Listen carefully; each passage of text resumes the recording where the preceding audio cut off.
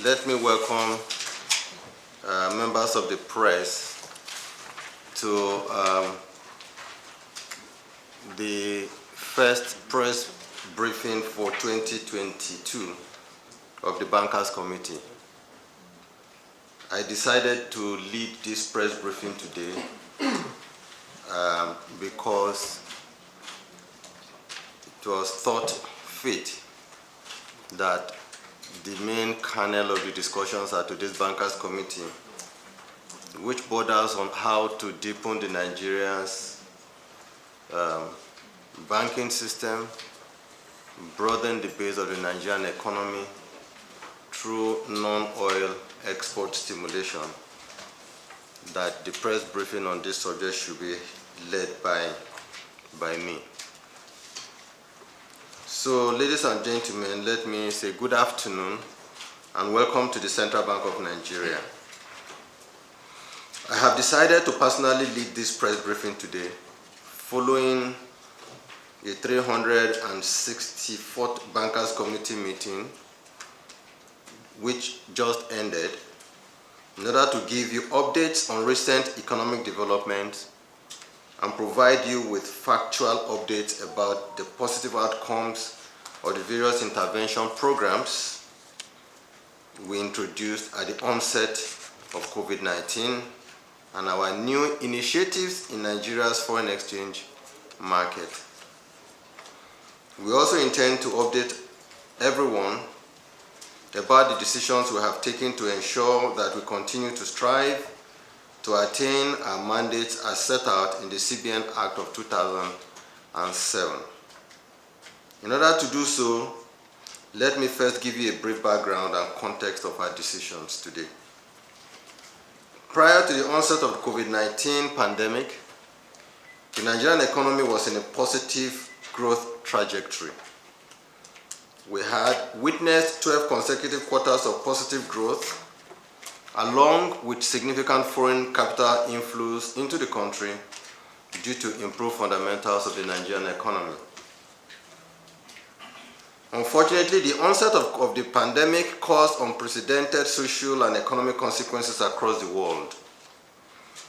The rapid spread of COVID, coupled with drastic measures taken by fiscal and monetary authorities to stabilize their respective economies all over the world, has certainly changed the world as we know it today. In Nigeria, its impact was evident through several channels. First, the virus constituted a challenge to public health given its contagious nature, and measures had to be taken to contain the spread of the virus. This included social distancing and movement restrictions, while efforts were taken to build the capacity of our healthcare institutions to respond adequately to the virus. On the economic front, we witnessed four major discernible outcomes, namely, first, there was a sharp deceleration and sometimes complete stoppage in global economic activities that significantly reduced the demand for and price of crude oil, Nigeria's main earner of US dollars. Indeed, prices fell by more than 70%, and as of 20th of April 2020, the price of crude oil fell below $0 per barrel, as producers were forced to pay buyers for overwhelmed storage facilities.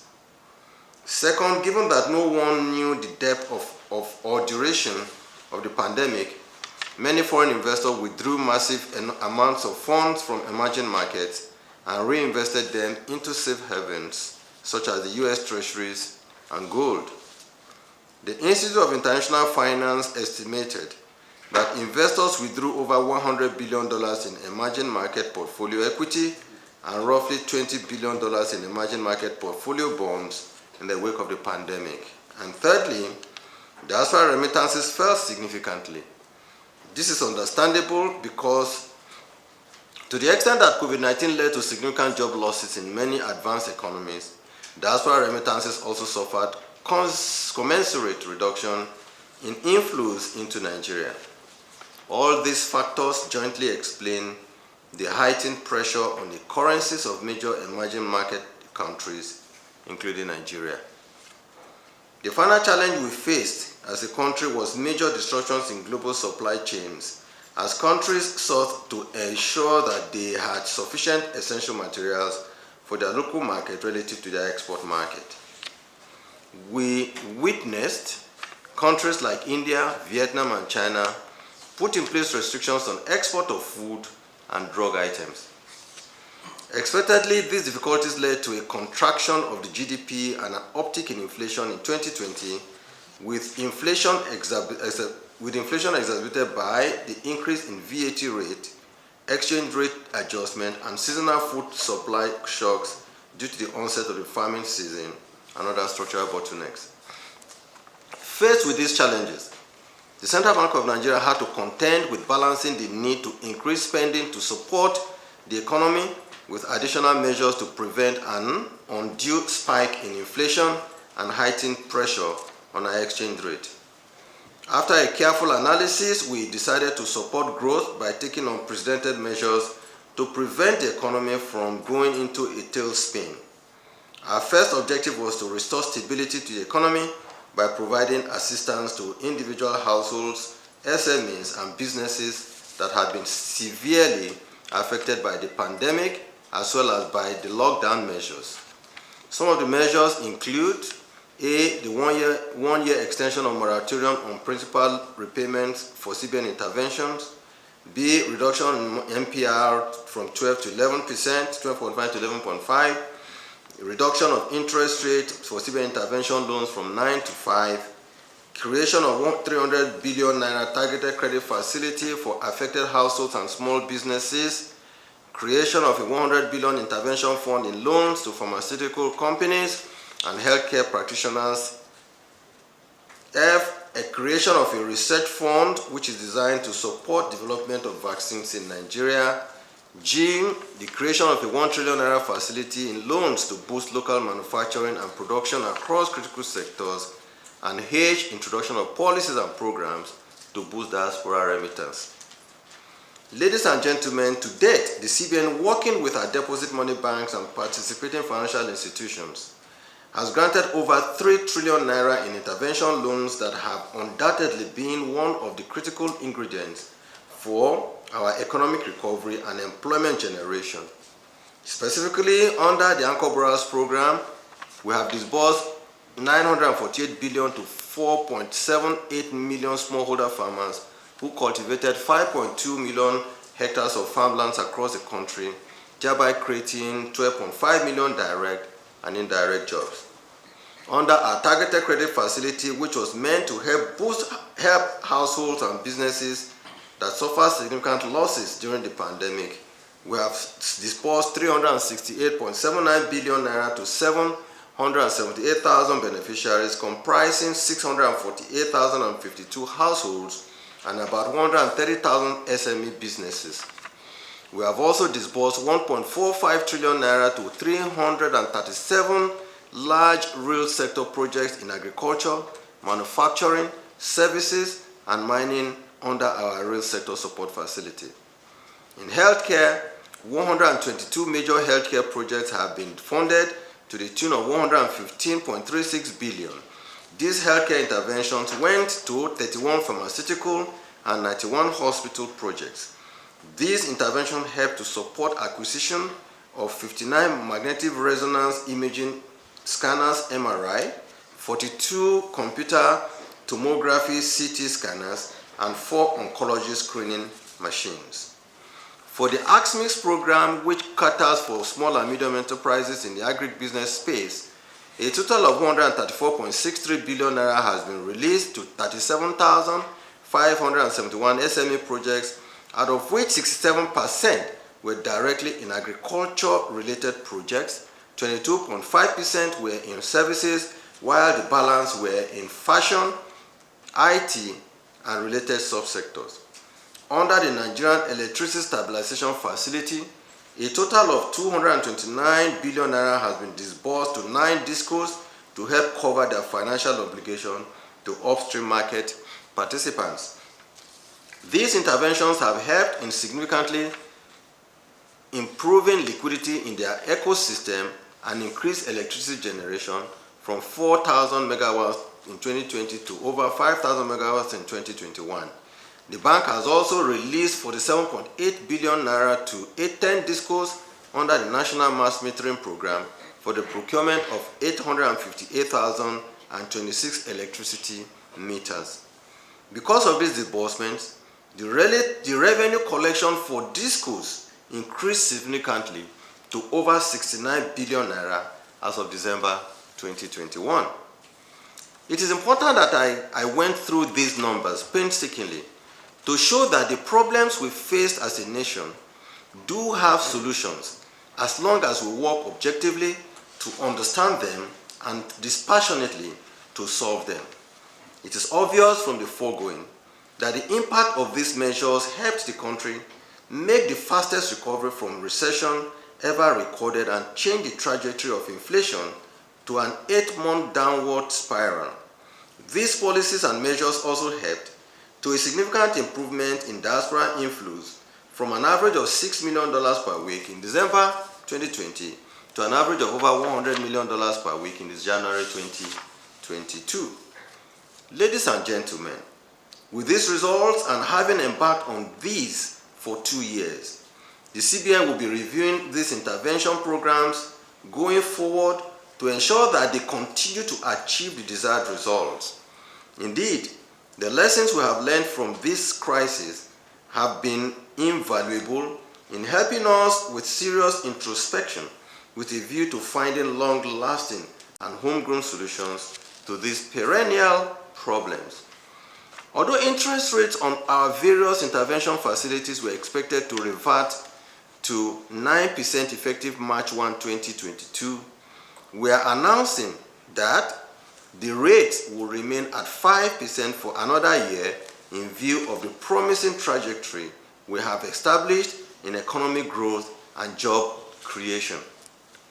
In effect, the concessionary interest rate of 5% on our intervention facilities would now be extended until March 1, 2023.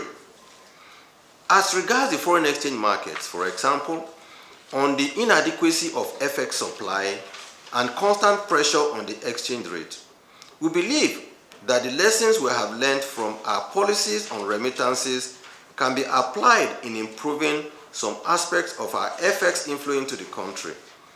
As we know, there are 4 major sources of FX inflow into Nigeria. These are: 1. Proceeds from crude oil exports. 2. Proceeds from non-oil exports. 3. Diaspora remittances. And 4. Foreign direct or portfolio investments. As I've explained above, all these sources were adversely affected by COVID-19. In addition, most of them are unreliable sources that are perennially prone to exogenous vicissitudes of global economic development. For example, we have all been witnesses to the ever-changing fortunes of oil-exporting countries. Even those that have been reputed to manage their oil proceeds well also suffer from major shocks once oil prices plummet.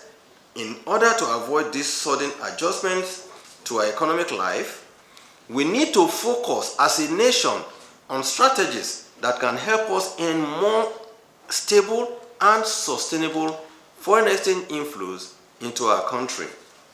We would need to follow the best practices of other countries and ensure that we protect ourselves a little bit from factors that are beyond our controls. After a careful consideration of the available options and a wide consultation with the banking community, the CBN is effective immediately announcing the Bankers Committee's RT200 FX Program, which stands for the Race to $200 billion in FX Repatriation into Nigeria. The RT200 FX Program is a set of policies, plans, and programs for non-oil exports that will enable us attain a lofty yet attainable goal of $200 billion in FX repatriation exclusively from non-oil exports over the next 3 to 5 years. And we are optimistic that this can be achieved. The RT200 program will have the following 5 key anchors. 1. Value-adding export facility. 2. Non-oil commodities expansion facility. 3. Non-oil FX rebate scheme. 4. Dedicated non-oil export terminal. And 5. Biannual non-oil export summit. Let me briefly describe each of these anchors.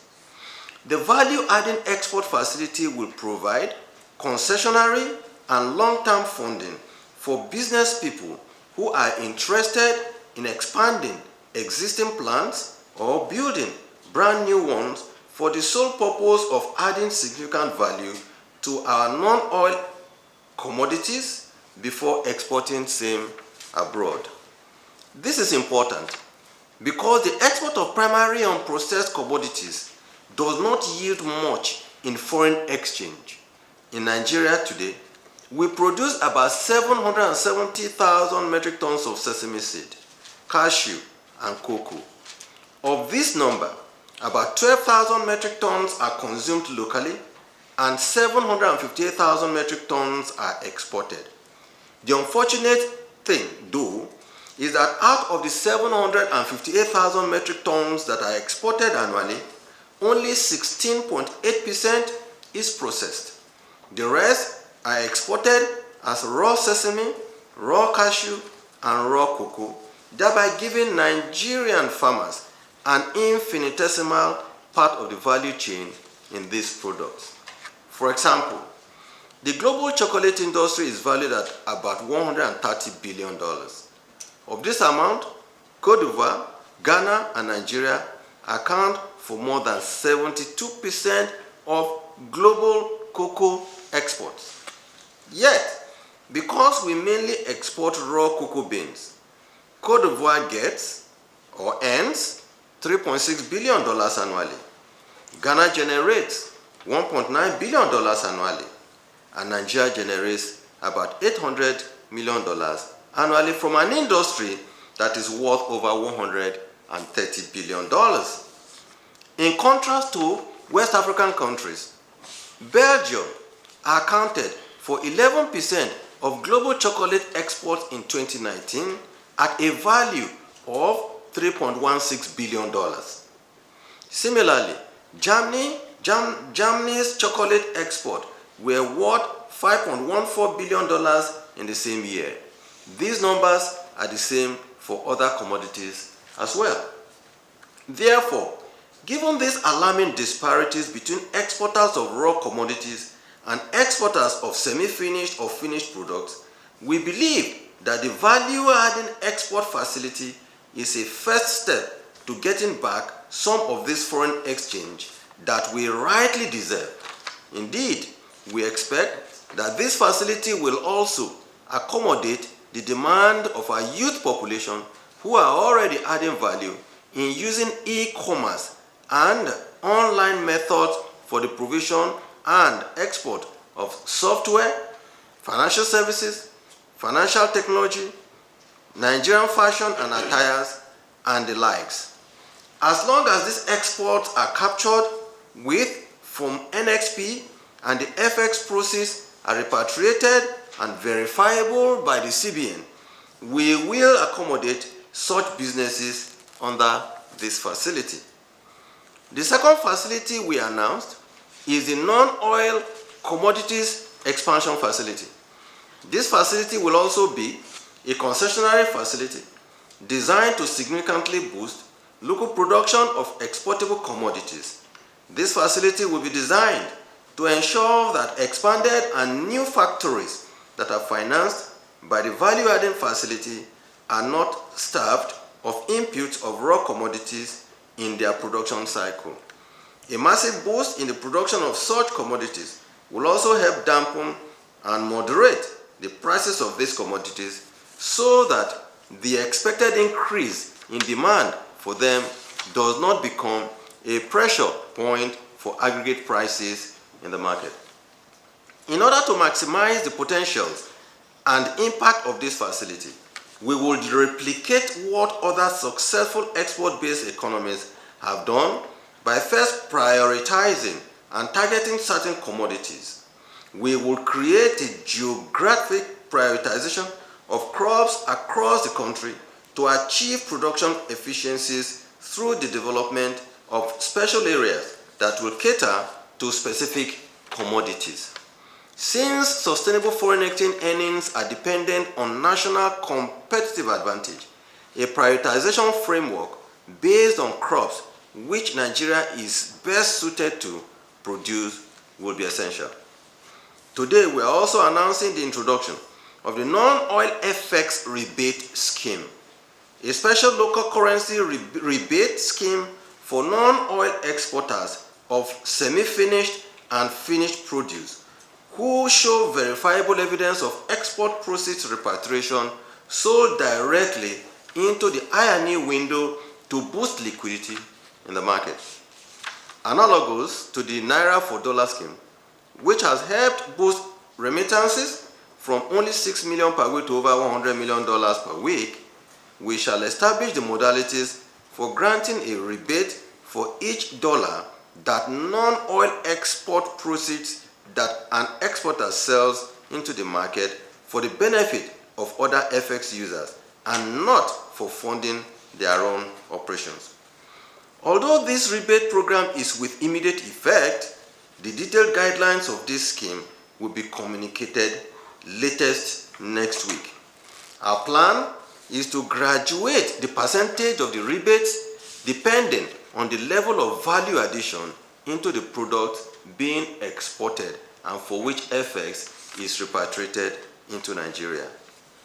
In recognition of the perennial problems of port congestion cited by the exporters as a major impediment to improved operations and foreign exchange earnings, we have designed a third anchor of the RT200 program, which is the construction and establishment of a dedicated non-oil export terminal. According to the African Center for Supply Chain Practitioners, Nigeria loses about $14.2 billion annually due to congestion at our ports. Paraphrasing from an article by the Financial Times in December 2020, the congestion has become so bad that while it costs $3,500 to ship a 40-feet container from China to Lagos, which is a distance of 22,000 kilometers, it costs $4,000 to move the same container from the port to mainland Lagos, a distance of only 12 kilometers.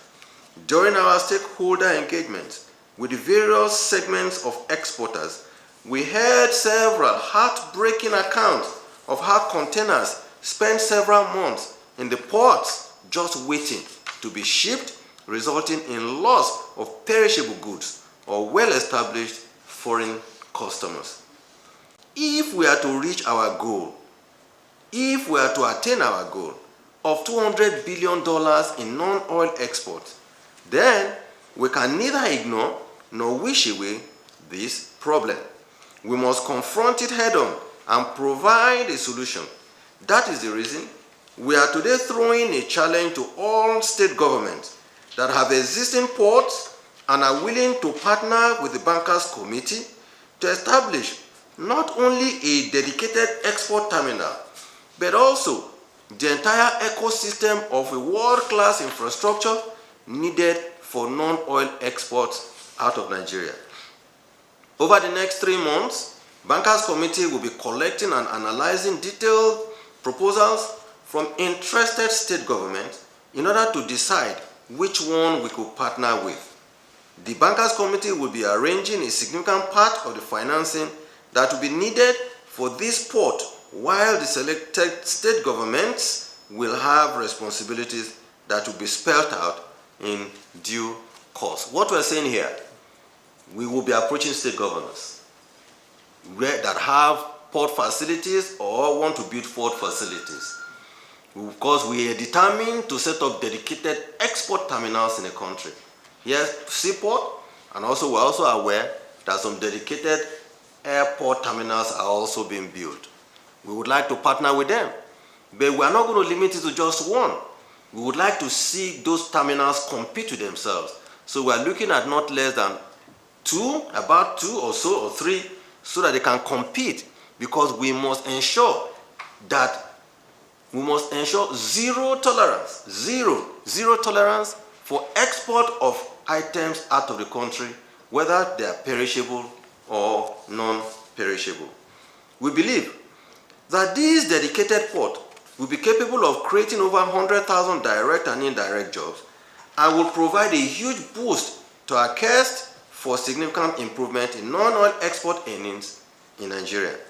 Let me emphasize that under this arrangement, loans to companies wishing to expand or build new plants that will generate verifiable export proceeds for the economy shall remain at 5% per annum for 10 years loan, inclusive of 2 years moratorium. In recognition of the lessons we have learned from our rounds of consultation with non-oil exporters, we believe that a more formal, predetermined, and regular forum will be necessary to discuss the issues, challenges, and opportunities in this segment of the economy. That is the reason today we are announcing the introduction of a biannual non-oil export summit, the first of which will be organized during the first week of April 2022.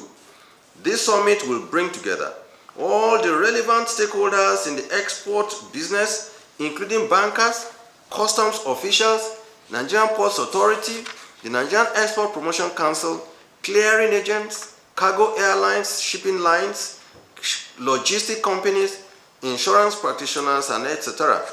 This gathering will be one where for every complaint, problem or issue, challenge or difficulty that is presented or identified, there will be one or several agencies or practitioners that can articulate options for solving these problems. We believe that the ideas harnessed from such summits will be invaluable in helping us attain our ultimate goal of $200 billion in non-oil exports over the next 3 to 5 years. Ladies and gentlemen, I'm mindful that this goal itself may appear unattainable to some, but we are resolute and determined that we can achieve it. Many countries that are much less endowed than Nigeria are doing the same. Consider, for example, that agriculture exports alone from the Netherlands was about $120 billion last year. Yet, Netherlands has a land mass of about 42,000 square kilometers, which is much less smaller than the land mass of Niger State of Nigeria alone, at over 76,000 square kilometers. In closing, let me note very importantly that the RT200 program is not intended to be a silver bullet to all our problems in the export segment of the economy. Rather, it is a first step meant to ensure that the CBN is better able to carry out its mandate in an effective and efficient manner, which guarantees preservation of our scarce commonwealth and the stability of our national currency, the Naira. It is only by boosting productive and earnings capacity of this economy that we can truly preserve the long-term value of our currency, the Naira, as well as the stability of our exchange rate. I believe that if our goals of attaining RT200 is achieved, I said in 3 to 5 years, hopefully 200 billion annually, then those who talk about floating the currency, we will throw a challenge to them, and then we'll see what will happen to exchange rate in Nigeria if we free the market, if we float the currency, and then we'll now start the battle for a stable exchange rate for Nigeria. I thank you for your attention. I'd like to say that we are very happy that we got to this stage where we're saying that Nigeria cannot continue to depend for FX earnings to fund its import obligations from revenues coming from earnings from products where we cannot determine both price and quantity. Because what you will find is that until this time, that for us to earn export earnings, we have to depend on what is the price of crude and what is the quantity of crude that we are allowed to export. Let us not forget that before we found oil, Nigeria was meeting its FX obligations to fund import items, right, from non-oil export sources. Here I'm talking about whether it is cocoa, whether it is groundnut, whether it is palm oil, whether it is rubber, and the likes. But unfortunately, we lost it completely when we found oil. And during those periods, when I say before we found oil, and maybe I need to be corrected because I wasn't in the banking industry in the 50s and 60s. What was happening, I know, or we've read, is that banks do not go to central bank for dollars. Banks naturally just find proceeds and they used to fund their import obligation. But when we found oil, we decided that because there's no more non-oil proceeds, we have to go to central bank or NNPC to buy dollar to fund import obligation. And that took us to where we are today. So on the question as to whether or not it is not an intention to undermine earnings coming from the FPIs, let me say this. I read in my report that there are 4 sources through which we generate earnings to fund our obligations, import obligations. Through revenue from crude, sales, export, through revenue from FPIs or FDIs or sales, through diaspora remittance, and through exports. Unfortunately, more of our emphasis have always been on export earnings from crude, and when we begin to sneeze, particularly when crude price drop, we now begin to resort to FPIs and FDIs. We are not saying that we will ignore them. They are our partners, we need them. However, we are saying that we cannot continue to put all our hopes as a country on earnings from a source that we cannot control, or earnings from a source that comes in when things are good for us. But the moment things begin to suspect that things are not good, or reserves are dropping, or there's some panic here and there, in fact, that is the time when we think we would have needed them. That is the time they want to run away. We cannot, as a country, depend on that alone. We will depend on it, but we will not. We should not, as a country, depend on that as a source from which we earn foreign exchange to fund our foreign exchange import obligation. We have to go back to the pre-oil period where we funded our import obligation also from export earnings. And that is the reason we are saying that today the journey begins. That journey to re-establish ourselves, to find ourselves again, saying we will work hard to boost our. Luckily, this country is endowed. Is it cocoa? Is it cashew? Is it tin and columbite? Anything. This country is endowed. And we are saying that certain things happened that made our people to abandon them. They talked about port congestion. They talked about different things, rebates to support them. We're saying we will put this in place. We're saying for them to process them into semi-finished or finished goods where there has been a lot of value addition that would have created employment, that we will fund their obligation. We will fund them to acquire plants and equipment. We will fund them to open factories for 10 years loan and 2 years moratorium, and indeed at 5%. That is the only way people can now be encouraged again. And they say, wow, I'm no longer going to go to a bank and look for a loan to conduct a manufacturing and productive activity that will result in export earnings and take the loan at 20 or 30%. That I can now go to a bank and benefit from an intervention facility at 5%. That will certainly reduce the cost of production. And that when I produce or process this product, as it were, and I conduct export, and I sell my export proceeds into the market, that I will get an FX rebate, naira for dollar, that will encourage me to do more and do more.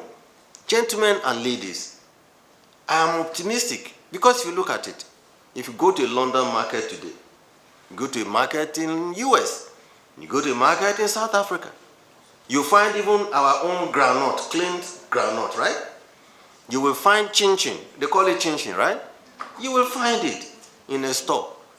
You will find even our beans, because one of the exporters gave some very, very painful experience that he had to export our own, you see how you call black-eyed beans, yes, from Nigeria to India, where it is processed. What does the processing entail? Grade it to make sure they are from equal sizes, make sure there are no beetles inside it, you see weevils you call it, you package it well, and then he now, that Indian exports it to London. I will give you the price, right? He said he exports our green eye beans at, is it $1,200 to India.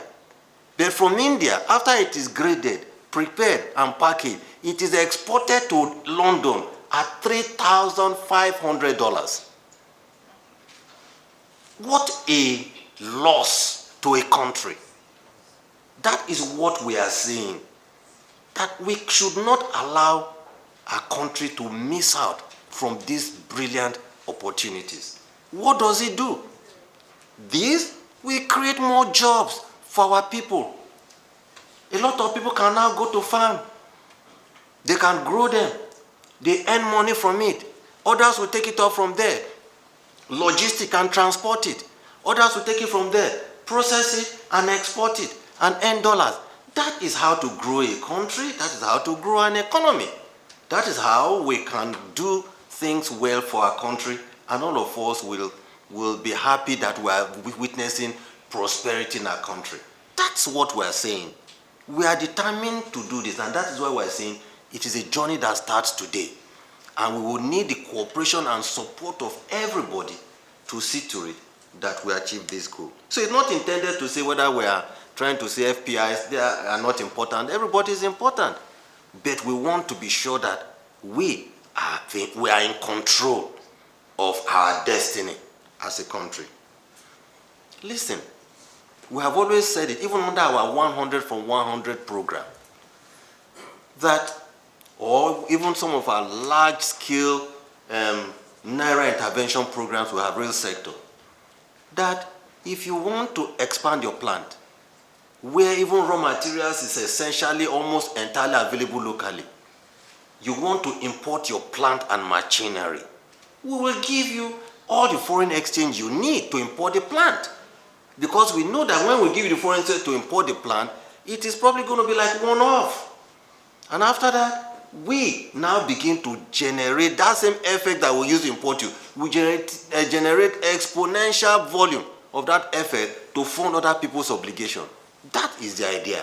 And that is why we seek everybody's support to embrace this.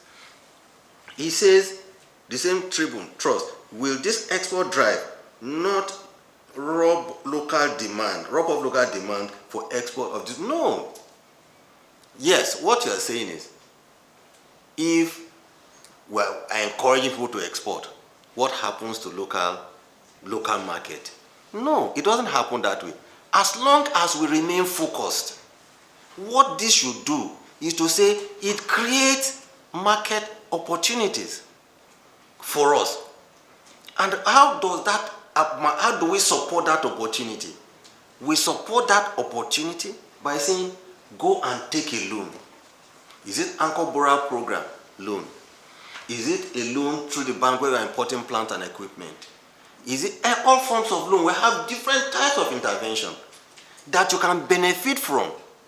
Whether you are a household, whether you are a micro, small and medium enterprise business, whether you are a large corporate, you can access a loan at 5% for 10 years with 2 years moratorium. I don't see how that will rob off local market. Rather, it is meant to expand the economy and create economic activity that will grow our GDP. In fact, even also help our price stability mandate. So this is all an overall approach to broaden and diversify the base of the Nigerian economy. You know something? The banks don't have a choice. And I said so this morning in the meeting.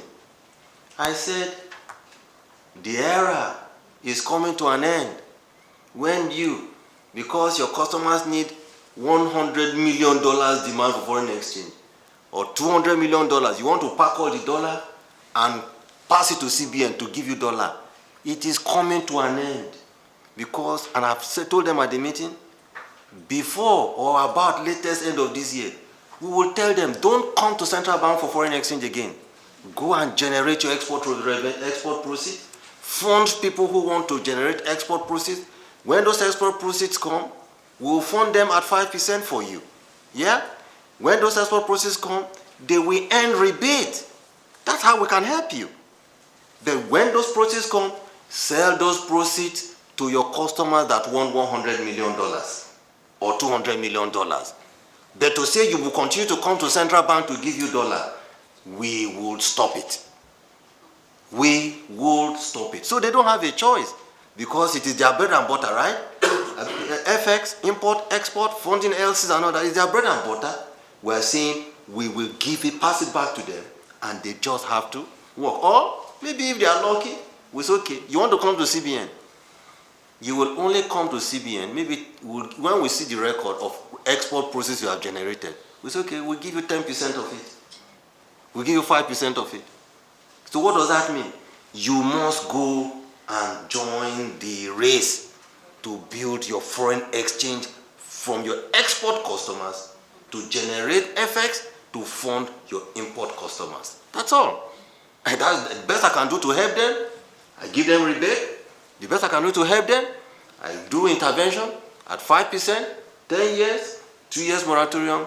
Now, run your race for your profitability so that you can make your shareholders happy. That's all. We will come up with a graduated format. If we find, and we're going to seek support of experts, if there is a very high value addition, high employment stimulating, that stimulates employment in that process, you will earn higher rebate than those whose value addition is lower. The same way we are trying to say, as much as possible, we want to discourage rebates for raw produce, because we know from our studies that it has the capacity of creating inflation. Everybody, because they see there's going to be a rebate, everybody runs to the bush to buy cocoa at inflated prices. We don't want that. But rather what we want from that downstream sector is that you can come and take a loan and say you want to expand your cocoa plantation. You want to expand your sesame plantation. You want to expand your cashew plantation. and all that, you will get the loan. You understand? But that rebate, we may not be able to look at that, because for people to be saying so, it means that maybe they're thinking we should. At this time, we're saying no, but we'll take a look at it. But for now, it is going to be for semi-processed and processed and wholly finished products. This is another opportunity for our young brothers and sisters. You graduate from school. Yes, it's good for you to wait for a job. But if the job is not coming, what's wrong with you going to go into business of blending beans, dry it up, package it, and export it, and you make money? You can get small loans at 5%. When you export, the dollar comes in, you earn export proceeds, right? That is for when you are talking about finished goods. Or you are into IT development or software development and sale. Yeah? You sit in your house, you build your software, and a company abroad says he wants to use your software. He pays you $1 for it. Right? You sell the dollar into the market, you earn your dollar, your naira, and you also earn a rebate for it. Or you are into fashion design. Your fashion brand is so nice that Neiman Marcus wants it. Or which are the stores again? I don't know them. You know, I'm they ask for your brand online. You ship it. You earn dollar. Then you are also engaged. So you can see it's meant for young people. If you are into the creative industry, into movie, or into music, you can earn dollar. We were in a program about 3-4 years ago. Mr. Easy said for £400,000 that he invested, in 4 weeks he got his £400,000 back, and he started to earn more revenue on royalties for his music. If you sell the dollar into the market, we see it. We will give you your rebate and you make more money. So you see, this is a product that has accommodated everybody. Just let's all fold our sleeves and be ready to work. We also find in the course of discussion with some of the exporters that when they even gather the goods or the produce, the process of handling, the process of storage, the process of warehousing results in the item being damaged, and when they're eventually shipped, they get rejected and the process doesn't come in. Luckily again for us, we just repositioned and restructured Nigerian Commodity Exchange. They are going to have warehouses, first-class warehouses, whether it is with the cooling facilities, everything, they will be there. There will be warehouse receipts. They will be operated properly like typical exchanges. They can do storage for you, earn a fee for storage. And from there, you can export. And your export will be in line with the quality and quantity that is required. You don't run into the problem of reject abroad. That is what we want to do. And we will seek everybody's cooperation to achieve this goal. I thank you all.